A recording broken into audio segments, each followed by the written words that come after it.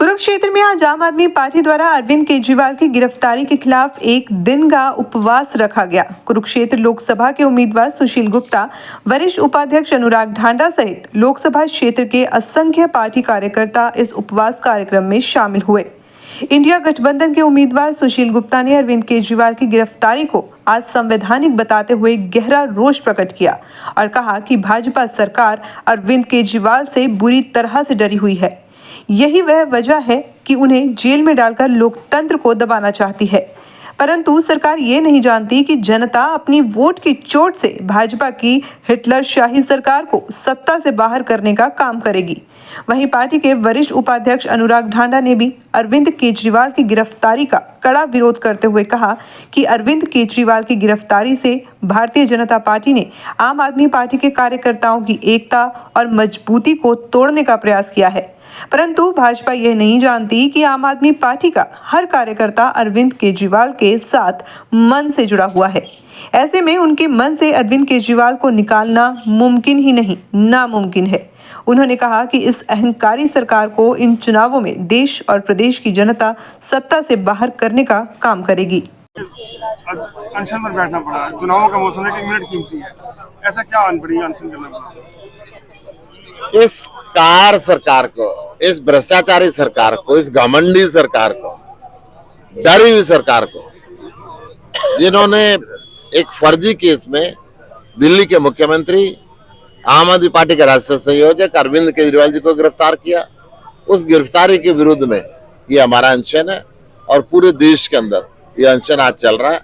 इस भ्रष्टाचारी सरकार को जड़ से उखाड़ फेंकने के लिए इंडिया गठबंधन तैयारी कर रहा है और उस इंडिया गठबंधन आज यहाँ पर बैठे हुए, इंडिया गठबंधन की पूरी टीम यहाँ पर बैठी हुई है और जोरदार तरीके से इस घटिया कार्य की हम निंदा करते हैं।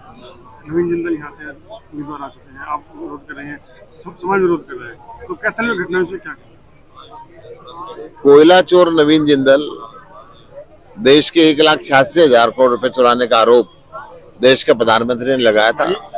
मुझे पूरा विश्वास है कि वो ये देश का पैसा जमा कराएंगे और प्रधानमंत्री उनसे रिकवर करेंगे। अब कौन सी ईमानदारी का सर्टिफिकेट देकर उनको यहाँ भेजा गया है वो खुद बताएंगे। अमित चौटाला ने परसों कहा था ईरान कटी, अच्छा हो गया केजरीवाल में। जो आदमी अपनी जमीन खो चुका हो उसकी क्या बात करते हैं? अनशन जारी रहेगा, पूरे हरियाणा में अनशन रहेगा, पूरे देश के अंदर अनशन। तो चुनावी मौसम में क्या लग रहा है, जनता में जा रही है आप? 3 जनता एक तरफा कर रही है। बिल्कुल भारतीय जनता पार्टी का आज गांव में घोषणा मना है, उनका पुरजोर विरोध है। जनता अब चाहती है कि इंडिया गठबंधन की सरकार आए और भारतीय जनता पार्टी को विदाई दी जाए।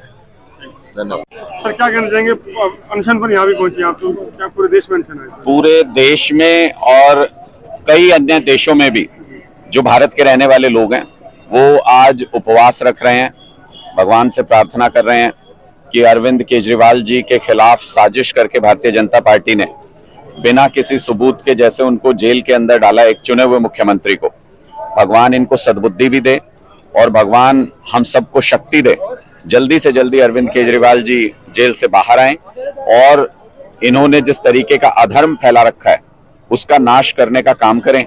ऐसी ख्वाहिश लेकर के, ऐसी प्रार्थना लेकर के आज दिन भर आम आदमी पार्टी के कार्यकर्ता लगभग हर प्रदेश में, पूरे देश के अंदर और कई अन्य देशों में भी जो आम आदमी पार्टी के समर्थक हैं, कार्यकर्ता हैं, वो आज उपवास रख रहे हैं। तो कैथल घटना हुई है, उसके बाद क्या कहेंगे? देखिए, कैथल की जो घटना है वो चुनाव आयोग की निष्पक्षता पे एक बड़ा सवाल खड़ा करती है। मैं तो अभी भी बोलता हूं, इन्होंने खाना पूर्ति करने की कितनी कोशिश की। पहले 5 निचले स्तर के कर्मचारियों को सस्पेंड करके मामला रफा दफा करना चाहा, फिर जब इनको लगा कि नहीं, मामला ऐसे रफा दफा नहीं होगा, तो उप चुनाव अधिकारी को सस्पेंड करके अब ये चाहते हैं कि लीपापोती कर दी जाए। मैं आपसे पूछना चाहता हूं कि अगर किसी जिले में उप चुनाव अधिकारी को आप सस्पेंड कर रहे हैं किसी कसूर में, तो चुनाव अधिकारी का कोई दोष नहीं है। उप चुनाव अधिकारी सस्पेंड हो जाएंगे, चुनाव अधिकारी वैसे के वैसे बने रहेंगे अपनी जगह पर। सवाल ये उठता है कि जो चुनाव अधिकारी हैं वो आज भी भारतीय जनता पार्टी के इशारे पे काम कर रहे हैं, इस बात के पुख्ता सबूत है। अभी कोई कार्रवाई हो रही थी, विधायक जी इनके पास गए, पूरा ड्रामा इन्होंने रचा, पहले खुद ही कार्रवाई कराई, फिर विधायक जी इनके पास गए और इन्होंने उस कार्रवाई को रुकवा दिया। अगर चुनाव आचार संहिता लागू है तो बीजेपी विधायक के निर्देशों पे कैसे काम कर रहे हैं, ये साफ तौर पे दिखाता है कि भारतीय जनता पार्टी से मिले हुए हैं। क्या इस बात का सबूत है कि चुनाव अधिकारी के दिशा निर्देशों पे या उनके इशारे पे ही नीचे के कर्मचारियों ने ये काम नहीं किया था? इस बात की तो जांच होगी ना। इसके लिए चुनाव अधिकारी को भी तुरंत प्रभाव से निलंबित किया जाना चाहिए, इनको इस जगह से हटाया जाना चाहिए। हमें नहीं लगता कि इनके रहते हुए निष्पक्ष चुनाव यहाँ संभव है। केजरीवाल जी के संघर्ष को लेकर, उनकी गिरफ्तारी को लेकर सामूहिक उपवास रखा जा रहा है। इसी कड़ी में आज कुरुक्षेत्र में भी रखा जा रहा है। हम पूछना चाहते हैं मोदी सरकार से, केजरीवाल जी का क्या गुनाह था कि उन्होंने अच्छे स्कूल बनाए, ये गुनाह था, अच्छे अस्पताल बनाए, ये गुनाह था, फ्री बिजली दी, ये गुनाह था, फ्री पानी दिया, ये गुनाह था, या बुजुर्गों को तीर्थ यात्रा करवाई, ये गुनाह था, या 18 साल से ऊपर की महिलाओं को 1000 रुपये दे, ये गुनाह था?